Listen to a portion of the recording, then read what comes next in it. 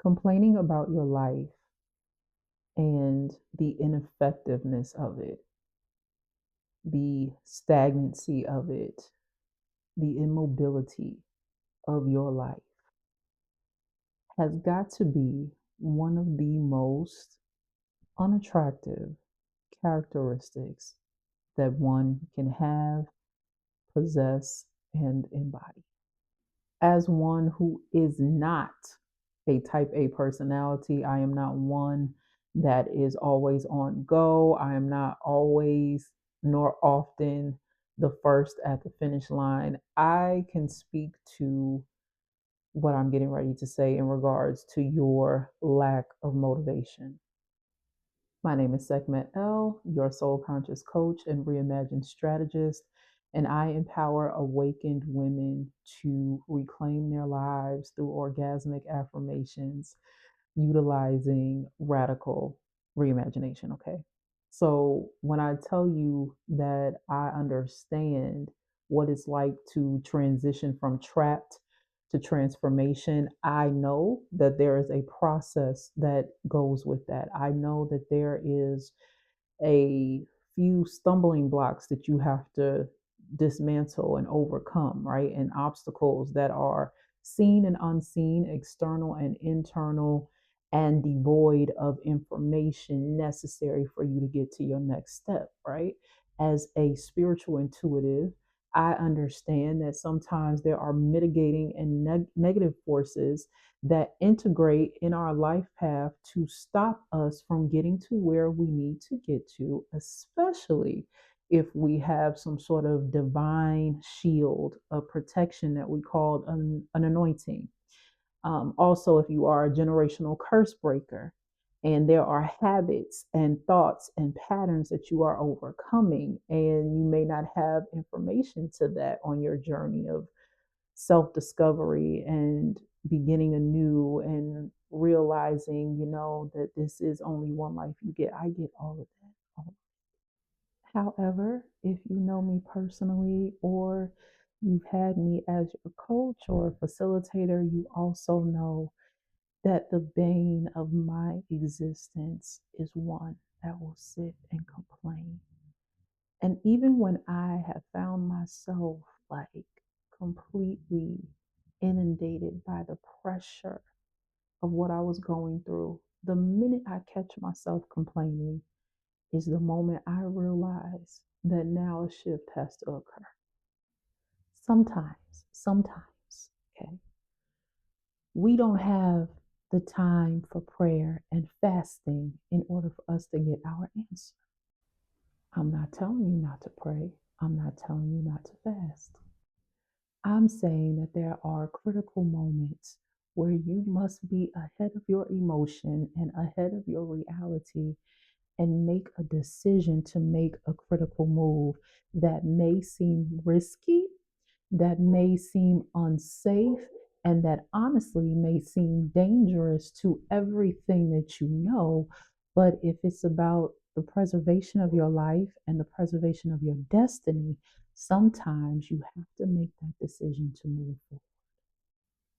I'm bringing this up because this past Sunday I had an amazing workshop, in-person workshop, and there was a beautiful group of women who had amazing breakthroughs, moments of just pure revelation for their lives and just clarity, full on clarity. And so there was one person that was missing, and she came in. The session was 2.5 hours. She came in at the last 11 minutes. She comes in, she's not disrespectful. In fact, she apologizes to everyone. It's a true story. She comes in, she apologizes to everyone, and she says, I'm so sorry for being late. And I know I missed something good. She said, but I on my way here, I got on the phone and what should have been a 1 minute conversation, that person dragged it for 90 minutes. I then gave her some spiritual insight, some intuitive messages really quickly, just so that she could have something to walk away with. But I was irritated, not for me or anyone else there or our time. She didn't disrupt us, but for her. And it made me realize just how close we can be to something we've been praying for insight, for a resource, for a tool in order for us to escape where we are and elevate higher. And I hold no judgment. As you know, I have been very honest with my story. Okay, there have been times when I have been up against a wall and needed to make a decision. Otherwise, I was going to be trapped. Primarily, this faith move, when I left one state to go to another without job security, housing security, or any of the like nothing. Okay. And it could be seen as a reflection of poor thinking habits or a reflection of my ability to access my intuitive insight. But at the end of the day, I just thought how close we all are to achieving breakthrough. And then we decide to let someone else into our space. See, you're not often stuck because you lack motivation, because you lack a plan, because you lack discipline. And I'm talking real life right now.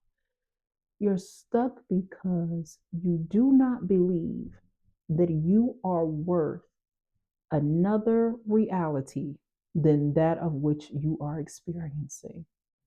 You're stuck because you haven't put into practice what it takes to honor the gifts, the talents, the thoughts that are residing in you and that are continuously speaking to you to get out. But because you don't trust yourself, because you don't trust your ability, because you don't trust the probability of success, you choose to remain where you are.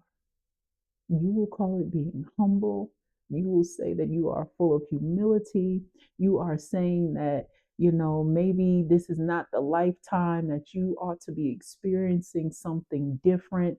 You're just like everyone in your family. You're just a product of your environment. You're just a product of your neighborhood. You are lacking in skill set because no one cared about you, because your parents overlooked you, because you were the one that had to care for everyone in your family. You had to suffer the consequences. Life wasn't good. Life wasn't sweet. And all of these things may be true.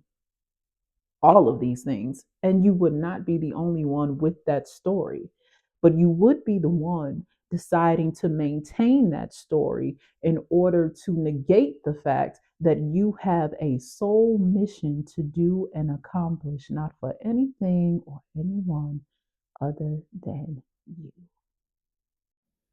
Being stuck, remaining hopeless, remaining indecisive is a decision, and it costs you every second of every day.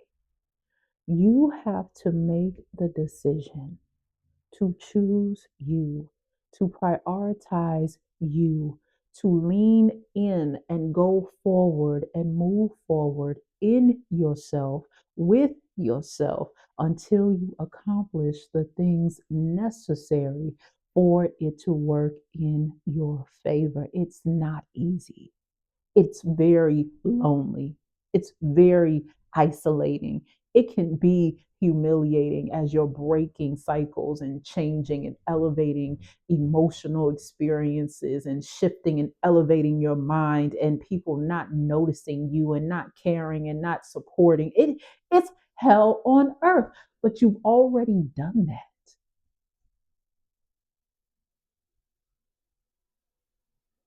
You've already done it. Think higher of yourself.